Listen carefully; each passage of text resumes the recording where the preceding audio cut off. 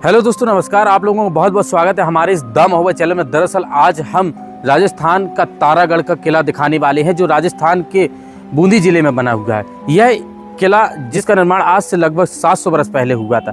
बताया जाता है कि इस किले को खास तौर पर यहाँ के राजा थे अजयपाल चौहान, उन्होंने इसका निर्माण करवाया था। ये पहाड़ी पर निर्मित है। इस किले में तमाम ऐसे रहस्य, तमाम ऐसी चीज़ें हमें देखने को मिलेगी। फिर इसके बाद राणा के वंशज भी यहाँ पर आए, तमाम योद्धा आए। हम इतिहास की चर्चा बाद में करेंगे। पहले आपको चलते हैं किले पर और डायरेक्ट वहाँ से टिकट लेते हैं 100 रुपये का, और ऊपर एंट्री करके हम आपको दिखाते हैं आखिर क्या है इस किले में।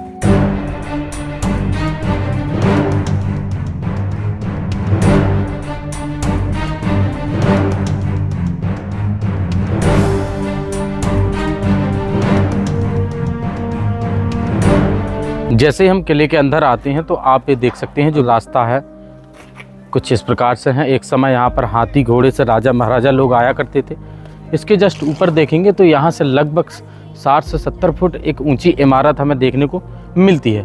आप देखिए कि बाहर बालकनी भी यहाँ पर बनी हुई है। यह सबसे सुंदर हिस्सा हमें इस बूंदी किले में देखने को मिलता है। और बाहर आप कक्ष देख रहे हैं, खास तौर पर सैनिकों के लिए थे।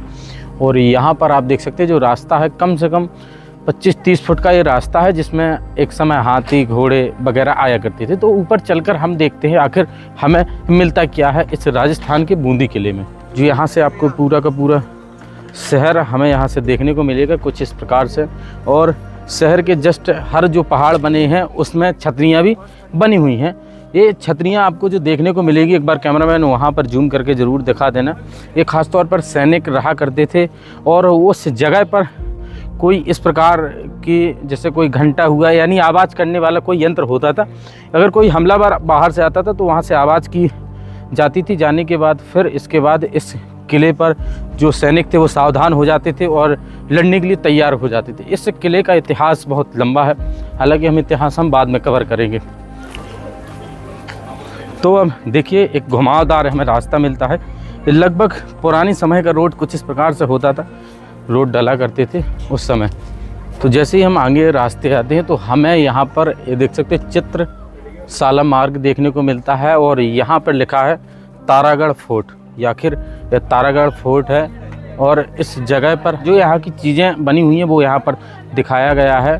और यहाँ पर झूले भी देखने को मिलते हैं, कुछ बावड़ियाँ भी, और ऊपर देखकर पानी की भी सुविधा है ऊपर खास तौर पर।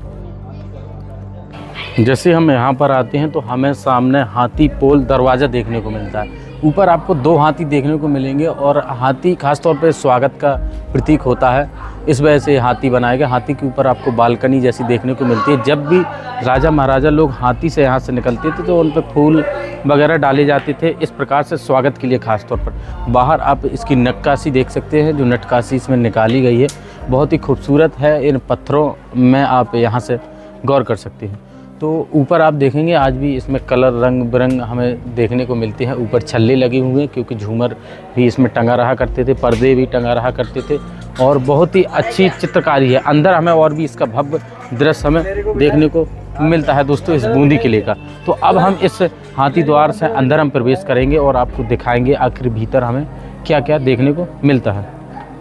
तो यहाँ पर आप देख सकते हैं ऐसे लगता है राजा का जो सिंहासन होता होगा इस जगह पर दरबार लगाया करते होंगे, क्योंकि इतनी सुंदरता से इसे बनाया है।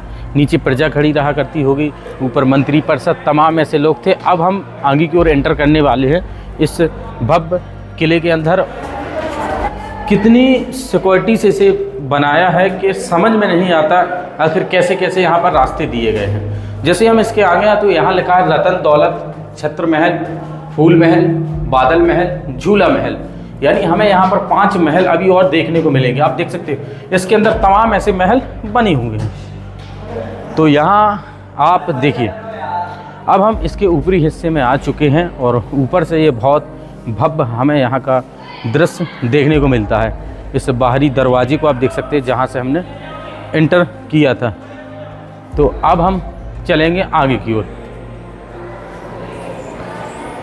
तो देख सकते हैं सुरंग के लिए रास्ता है वो यहाँ से जाता है। यहाँ आज भी चंग बादलों की आवाज़ हमें सुनाई देती है। ये लॉक कर दिया गया, बंद कर दिया गया है। ये पुराने समय का जो रास्ता था नीचे की ओर जो जाता है इसे लॉक है। इसके बाद आगे की ओर जो महल बने हुए हैं इस जगह पर हम जाने वाले हैं इस तरफ दोस्तों।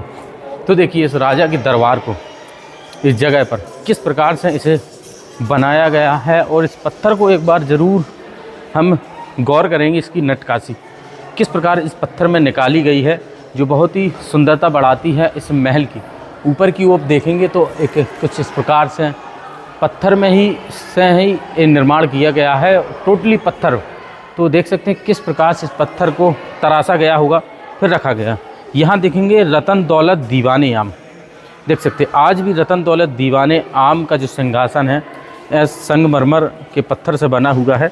इस प्रकार से यहाँ पर बैठ के आप देख सकते हैं, इसका मुँह आगे की भी हो जाया करता होगा और इस तरफ भी, दोनों तरफ, क्योंकि जब मीटिंग करते होंगे तो शायद यहाँ पर बैठ के जो उनके मंत्री परिषद होंगे तो इस जगह पर अपना फैसला सुनाया करते होंगे।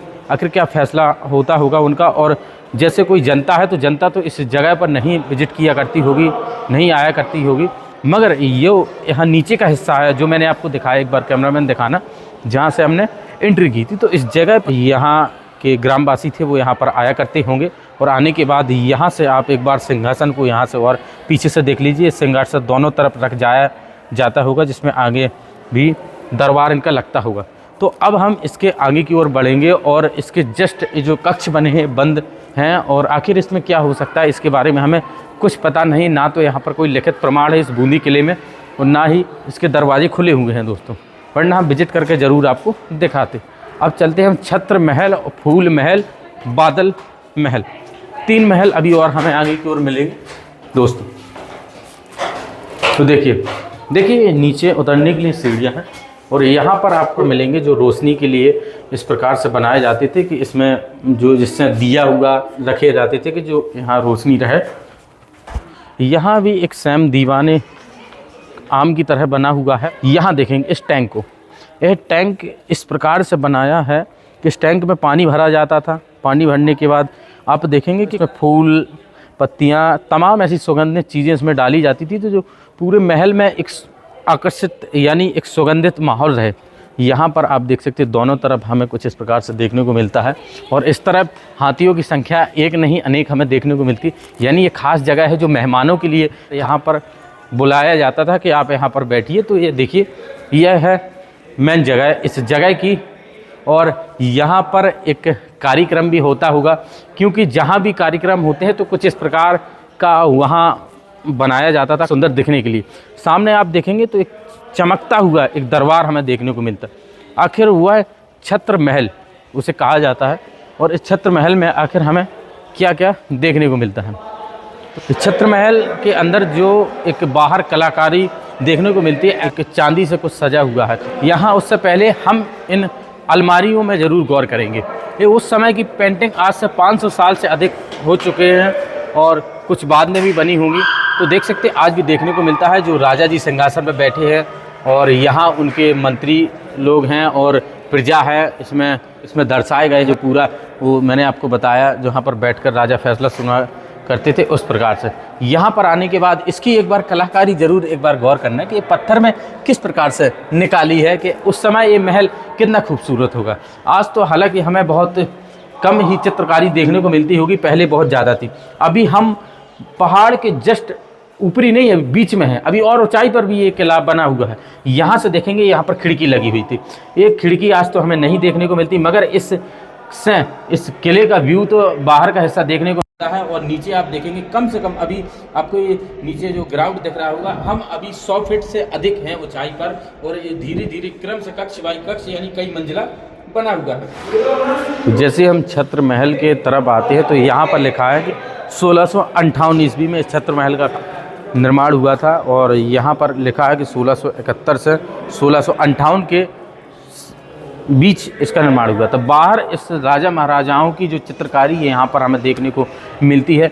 एक लाइन से आप क्रम से हर अलमारी में उनकी चित्रकारी है दर्शाया गया है, देखने को मिलती है। यहाँ पर एक और लैंग्वेज लिखी हुई है जो हालांकि हमें समझ में नहीं आ रही है, मगर यहाँ पर देख सकते हैं लेख भी कुछ इस प्रकार से हमें इस जगह पर देखने को मिलते हैं। एक जगह नहीं और लगभग हर जगह हमें इसी प्रकार से कुछ लिखा हुआ है, यानी जो एक चित्रकारी बनी हुई है वो प्रतिमा इसी में दर्शाई गई। आखिर क्या क्या यहाँ पर है, इसको क्या दर्शाती है पेंटिंग। तो देखिए अब हम अंदर चलते हैं।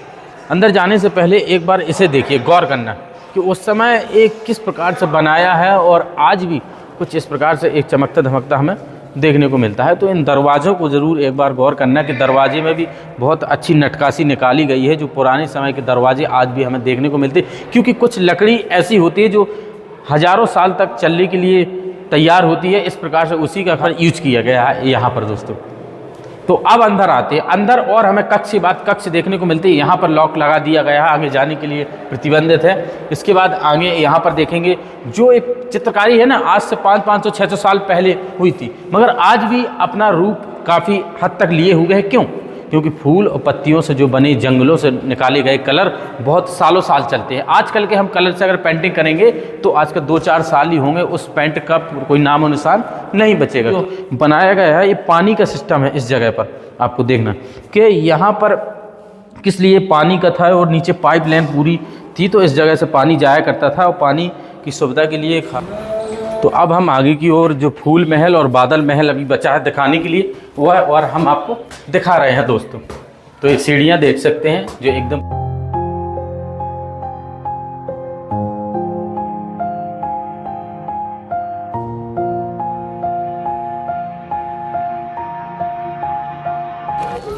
तो जैसे हम यहाँ पर आते हैं तो इस किले का सबसे सुंदर भाग हमें यहाँ से देखने को मिलता है।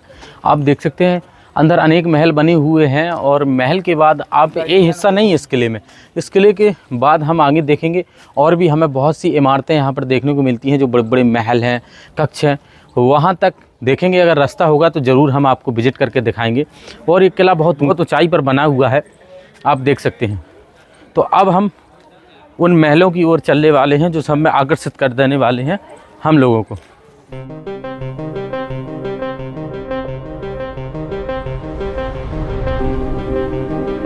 तो देखिए सकरी रास्ताएं, छोटी छोटी रास्ताएं, इन रास्तों से होकर हमें आगे की ओर बढ़ना है।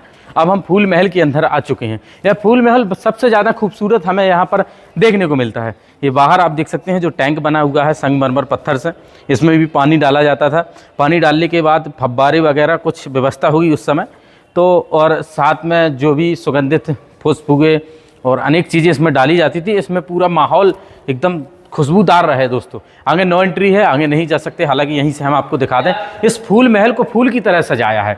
आपको इसकी चित्रकारी आपको यहाँ से देखने को मिलेगी, जो तमाम हाथी इसमें बने हुए हैं। एक पूरी की पूरी एक कहानी आगे हमें देखने को मिलेगी, जब हम देखेंगे तो दर्शाई गई है चित्र के माध्यम से। और इतने ज़्यादा इसमें शीशे यूज किए गए हैं, क्या पता एक समय इसमें हीरे जवाहरात भी हो सकते हैं और सोना भी इसमें शायद यूज किया गया होगा। समय के साथ हमें कुछ चीज़ें हैं कि नहीं बची होंगी, तो मगर आज भी भव्य सुंदर यहाँ का दृश्य हमें देखने को मिलता है इस किले के अंदर दोस्तों। तो देखिए इस फूल महल को, इतना सुंदर फूल महल, फूल ही फूल, हर जगह हमें फूल, डिजाइन हमें फूल, जितने भी फूल बने हैं इन सभी जो फूल वगैरह दर्शाए हैं। क्योंकि आप यहाँ पर एक दोनों तरफ एक गमला देखने को मिलेंगे, तो गमले में तमाम ऐसे फूल हमें इस गमले में यहाँ आपको नज़र आएंगे, देख सकते हैं इस फूल महल को, इसलिए इसे फूल महल नाम दिया गया है। फूल महल का निर्माण आप देख सकते हैं 1607 ईस्वी में बताया गया है।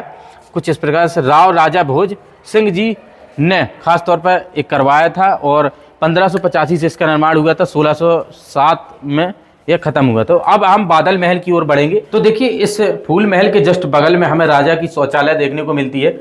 आजकल हम कमरों में कंबाइंड शौचालय बनाते हैं, तो इस प्रकार पहले भी इस महल के जस्ट बगल में बनी हुई है। तो एक बार यहाँ पर कैमरामैन आना, कुछ इस प्रकार की शौचालय हुआ करती थी उस समय, आज से 600-700 साल पहले आप देख सकते हैं, जिसका एक पाइप जैसा आकार यानी बहुत बड़ा यहाँ से देखने को मिलता है। अंधेरा ही अंधेरा है और नीचे चंग बादरें रहती हैं अभी भी दोस्तों। और यहाँ आप देखेंगे और यह एक नाली बनी हुई है, यहाँ पर आप देख सकते हैं। नीचे आप जहाँ तक देखेंगे वहाँ तक हमें कुछ इस प्रकार से देखने को मिलेगा, शायद जहाँ तक पॉसिबल है हमने दिखाया। और होने के बाद आप यहाँ पर आज जैसे ही आते हैं तो आप देखिए, कैमरामैन दिखाना, ये नाली है पानी की, इसलिए पाइपलाइन भी इसके जस्ट बगल में डली हुई है। तो दोस्तों अब हम बादल महल की ओर हम चलेंगे और बादल महल आखिर बना किस जगह पर है दोस्तों। तो देखेंगे इस जगह हम जैसे ही ऊपर के हिस्से में चढ़ते आएंगे, हर हिस्से में एक महल यहाँ पर बना है जो बहुत खूबसूरत है। इस बादल महल को ज़रूर एक बार गौर करके देखना। इस जगह पर इसे तारागढ़ का भी किला कहा जाता है, क्योंकि रानी तारा के नाम पे इस किले को नाम दिया गया था, ऐसा बताया जाता है। तो इस बादल महल के अंदर हम जैसे ही प्रवेश करते हैं तो अब इस जगह पर हमें देख सकते हैं चित्रकारी देखने को मिलती है। यहाँ पर आना एक बार कैमरामैन, किस प्रकार से नीचे एक दर्शाया गया है कि किस प्रकार से जो गाय हैं और किस प्रकार से एक व्यक्ति दूध निकालना है गाय का। और यहाँ बगल में आप देख सकते हैं औरतें दर्शाई गई हैं। ये राजा महाराजा का सिंहासन दर्शाया गया है। सिंहासन के बाद तमाम ऐसी चीज़ें आप एक बार ऊपर की ओर ज़रूर दिखा देना कि यहाँ पर भगवान की प्रतिमा भी दर्शाई गई है, राम लक्ष्मण भी दर्शाए गए हैं। जैसे हम ओरछा में कुछ इस प्रकार की चित्रकारी देखते हैं, यहाँ भी हमें वही चित्रकारी देखने को मिलती है। यहाँ पर 2 हाथी लड़ते हुए दर्शाए गए हैं दोस्तों, खास तौर पर। तो कहीं कहीं अलग अलग प्रकार से चित्रकारी की गई है इस बादल महल में। इस देख सकते हैं इस बूंदी के इस महल में कुछ इस प्रकार से हमें देखने को मिलता है। इसके बाद और हम अब आगे की ओर चलते हैं, अभी और क्या क्या हमें देखने को मिलता है। रूम देख रहे हैं, आज इसमें मरम्मत की गई है। तो यहाँ पर आते हैं तो यहाँ पर आप देख सकते हैं ये जैसे कुछ इस प्रकार से यहाँ का दृश्य हमें देखने को मिलता है। ख़ास तौर पर यहाँ आप देखिए कुछ इस प्रकार से ये जो सामान रखने के लिए इस प्रकार से बनाया है दोस्तों। अब हम आगे की ओर चलते हैं। तो देखिए हम जैसे ही आगे की ओर हिस्से में बढ़ते हैं तो महल के बाद हमें महल देखने को मिलते हैं और अभी हम काफ़ी हिस्से में आ चुके हैं। तो अब हमें यहाँ रानी का झूला देखने को मिलता है, क्योंकि जो रानी थी बहुत शौकीन थी झूला झूलने के लिए। तो इस जगह पर ये रानी का झूला है दोस्तों। आप देखिए किस प्रकार से झूला बनाया गया है। ऊपर मंदिर के आकार में 2 जैसे मंदिर बने हैं और किस प्रकार से एक पत्थर के बाद पत्थर इसमें जॉइंट बनाए गए हैं, यानी ऐसे लगता है कोई एक ही पत्थर से कुछ इस प्रकार की कलाकारी की गई है। तो अब यहाँ आप देखेंगे यहाँ छल्ले देखने को मिलते हैं। छल्ले के यहाँ जहाँ वो झूला टंगा रहा करता था, टांगा जाता था, उस जगह पर भी आप देख सकते हैं। और यहाँ ऐसे लगता है जो रानी की छतरी भी हमें यहाँ पर देखने को मिलती है दोस्तों। किस प्रकार से ये बनी हुई है वहाँ भी हम पहुंचकर आपको दिखाने वाले हैं। चारों तरफ देख सकते हैं बिल्डिंग है, किस प्रकार से ये पुरानी बिल्डिंग यानी इमारत बनी हुई है जो बहुत ही खूबसूरत लगती है दोस्तों। यहाँ से आप देख सकते हैं। तो देखिए अब हम उस झूले के पास जाने वाले हैं और नज़दीक से दिखाने वाले हैं कि रानी किस प्रकार से झूला झूला करती थी, यानी बहुत शौकीन थी ताराबाई दोस्तों जो यहाँ की रानी थी। तो रानी के झूला के यहाँ आते हैं तो आप देखिए इन 2 पिलरों को, कम से कम इसकी ऊंचाई आप देखेंगे 25 से 30 फुट है ऊपर दोस्तों। किस प्रकार से इस जगह पर झूला होया करता था और पाइप तो हमें देखने को मिलते ही हैं। तो ये विशाल खम्भे हैं जो यहाँ की खूबसूरती बढ़ाते हैं इस जगह पर। इससे हम कहते थे कि रानी का रहने का यहीं कक्ष होंगे। तो आगे देखेंगे, आगे बंद देखने को मिलते हैं। हालांकि यहाँ छोटे छोटे कक्ष ज़रूर हमें यहाँ पर नज़र आते हैं। और इसके बाद जैसे ही हम इन कक्षों की ओर आगे बढ़ते हैं तो यहाँ भी हमें चित्रकारी देखने को मिलती है। 2 हाथी किस प्रकार से जा रहे हैं और एक तरफ इस अलग राजा है, एक तरफ अलग है, जैसे ऐसे लगता है कोई युद्ध की घोषणा हो रही है, युद्ध लड़ने के लिए तैयार। बाहर हम देखेंगे यहाँ पर श्री गणेश जी की एक मूर्ति बनी हुई है। इस जगह पर आप देखिए चित्र में दर्शाया गया है और इस जगह पर भी कुछ में कुछ बना है दोस्तों। तो अब हम आगे की ओर जो रानी की छतरी है की ओर हम बढ़ेंगे तो यहाँ ज़रूर हम देखेंगे किस प्रकार से छतरी है जो बैठने के लिए ख़ास तौर पर थी। तो यहाँ देखिए आज भले ही यहाँ पर, तो देखिए रानी की छतरी है। इस छतरी की खूबसूरती देखकर हम भी हैरान रह जाते हैं कि कितनी अच्छी तरीके से इसमें नक्काशी की गई है दोस्तों, क्योंकि यह एक सफ़ेद पत्थर से बनी है। कई जगह हमें सफ़ेद पत्थर देखने को मिलता है तो कई जगह अलग कलर का देखने को मिलता है। ऊपर जरूर एक संगमरमर जैसा पत्थर देखने को मिलता है। इसमें मोरें दर्शाई गई हैं खासतौर पर दोनों तरफ। आप ऊपर एक बार कैमरामैन दिखाना, और इसमें फूल यानी झूमर जैसा आकार बना है और कुछ प्रकार से मोरें दर्शाई गई हैं। तो आप देख सकते हैं कुछ इस प्रकार की छतरी होया करती थी उस समय। यहाँ देखेंगे कई तहखाने हैं, कई सुरंगें हैं। हालांकि वहाँ पर जाना प्रतिबंधित है, वहाँ रास्ता ही नहीं है हम लोगों को पता। अब हम चलते हैं।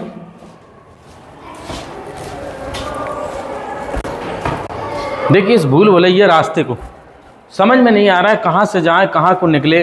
कुछ अलग ही प्रकार से यहाँ का नज़ारा हमें देखने को मिल रहा है। देखिए दोस्तों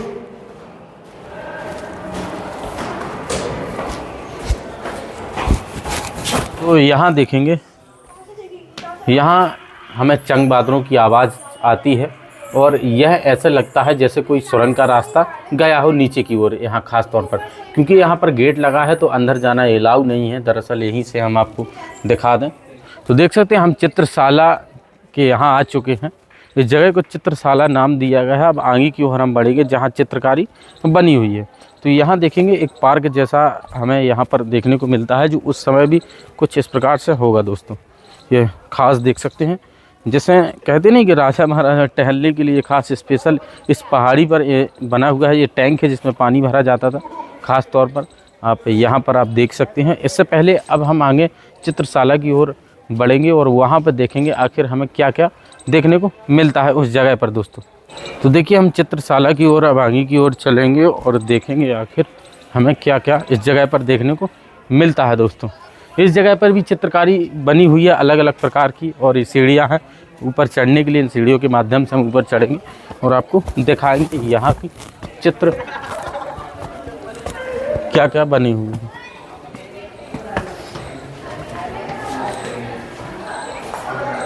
तो यहाँ देखते हैं कि यहाँ पर आप देखेंगे कि इस तरफ देख सकते हैं भगवान की मूर्ति बनी है और पंडित जी उस जगह पर पूजा कर रहे हैं। यहाँ देख सकते हैं ये दर्शाई गई। तो यहाँ पर अनेक मूर्तियाँ दर्शाई गई हैं। यहाँ पर जैसे ही हम आगे चलेंगे, ये चित्रशाला है। चित्रशाला का मतलब होता है कि जहाँ पर चित्र ही चित्र बने हुए हैं। इस जगह पर आप देखेंगे भगवान श्री कृष्ण गोवर्धन पर्वत अपने उंगली पर देख सकते हैं रखे हुए हैं और दोनों तरफ सखी सहेलियां नृत्य करती हमें दिख रही हैं। उस जगह पर गाय पर्वत के नीचे हैं दोस्तों। तो देखिए और आगे इस चित्रशाला में, इस चित्रशाला में एक चीज़ और हम देखेंगे कि किस प्रकार से जो रानी है बैठी हुई हैं और ऊपर ये सिंहासन टाइप में उनका बना हुआ है और दोनों तरफ सखी सहेलियां हैं, दास दासियां हैं तमाम ऐसे। और रानी इस पेड़ में झूला झूलती हुई भी दर्शाई गई हैं। और रानी के जस्ट ऊपर एक राजा का साम्राज्य दिखाया गया है कि किस प्रकार से सैनिक जो मंत्री और किस प्रकार से उनके जो ये घोड़े हाथी वगैरह यहाँ पर बने हुए हैं चारों तरफ। यहाँ पर भी आप देख सकते हैं कुछ इस प्रकार से इन मूर्तियों को अलंकृत किया गया है। इसमें उतारा गया है कि उस समय के कलर आज भी किस प्रकार से हमें यहाँ देखने को मिलते हैं। तो ये खूबसूरती बढ़ाते हैं इस जगह की। और इस जगह पर तो हमें सीधा लगता है कि जैसे कोई युद्ध ही यहाँ पर दर्शाया गया हो। युद्ध यानी एक रणभूमि में किस प्रकार की युद्ध होया करते थे, किस प्रकार का क्या शासक था, हर प्रकार से अलग अलग प्रकार से यहाँ का दृश्य हमें देखने को मिलता है। तो आगे भी हमें बहुत सी चीज़ें, तो ये चित्रशाला जो हमने आपको दिखाया, चित्रशाला के बीचों बीच इस प्रकार एक कहते हैं एक टैंक बना है और टैंक में पानी भरा जाता था। तो दोस्तों मैंने दरअसल आपको आगे का हिस्सा दिखाया। इससे पहले हम देखेंगे कि यहाँ पर हाथी पोल और ये महल, तमाम जो महल हैं यहाँ पर मैंने आपको दिखाए। अब इस जगह पर एक मेन पॉइंट है तारागढ़ का फोर्ट। तारागढ़ फोर्ट के लिए ये रास्ता है आप, और इस जगह पर चित्रशाला मार्ग भी यहाँ पर बताया गया है दोस्तों। इस जगह पर जैसे ही हम एंटर करते हैं इस किले में, तो इस बगल से तारागढ़ फोर्ट के लिए जाना, यानी यहाँ पर कई नाम दिए गए हैं इस किले के अंदर दोस्तों। अब हम आगे की ओर चलेंगे। ये विशाल बड़ी बड़ी मोटी दीवारें यह बताती हैं कि उस समय कितनी कड़ी सुरक्षा होया करती थी कि तोपों से भी लोग वार किया करते होंगे। तो इस किले को जीत पाना मुमकिन ही नहीं, नामुमकिन था दोस्तों। किस प्रकार से, यह तो एक ऐसे किले को जीत पाना एक छल विद्या से ही जीता करते थे, या गुप्तचर भेजकर चोरी से सिपाही आना, इस प्रकार से। तो अब हम आगे की ओर चलेंगे। कुछ तो इतिहास में ऐसा ही बताया गया कि यहाँ पर कई शासक आए जिन्होंने इसे ध्वस्त करने की कोशिश की, मगर ऐसा पॉसिबल नहीं हो पाया। यहाँ अंग्रेज़ों ने भी इस किले को ख़ास तौर पर एक ध्वस्त करने की कोशिश की थी दोस्तों। तो अब हम आगे की ओर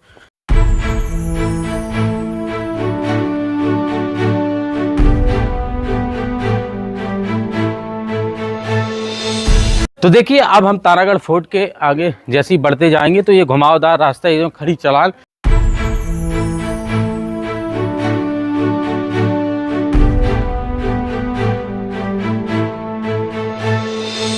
फोर्ट किस प्रकार से ध्वस्त होता जा रहा है और किस प्रकार अंदर जो सुरंगों के रास्ते थे आज बंद हो चुके हैं, वहाँ हमें कुछ नहीं देखने को मिलता है।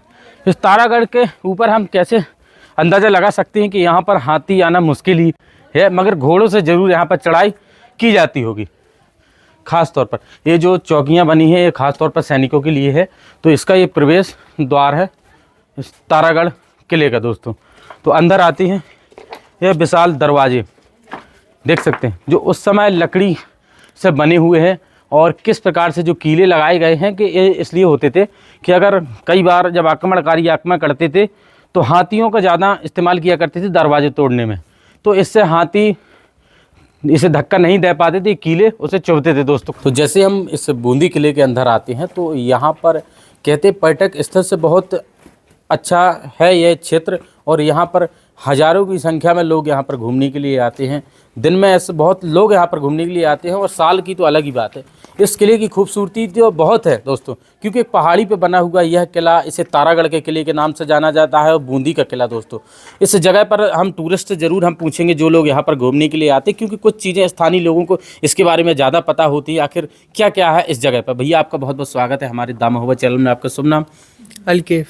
आप कहाँ के हो? यही बूंदी के। अच्छा, बूंदी एक जिला है राजस्थान का। हाँ, और जो ये किला बना हुआ है ये किन राजा महाराजाओं का किला बताया जाता है आपको? ये है हाँ, राव बाबू सिंह जी का। अच्छा, राव बाग सिंह जी का। ये कितने साल पुराना होगा लगभग? ये होगा कंफर्म नहीं है पर अच्छा, हाँ, 1300 ईस्वी के समथिंग ये बना था, तो ये लगभग 600-700 वर्ष पुराना हो।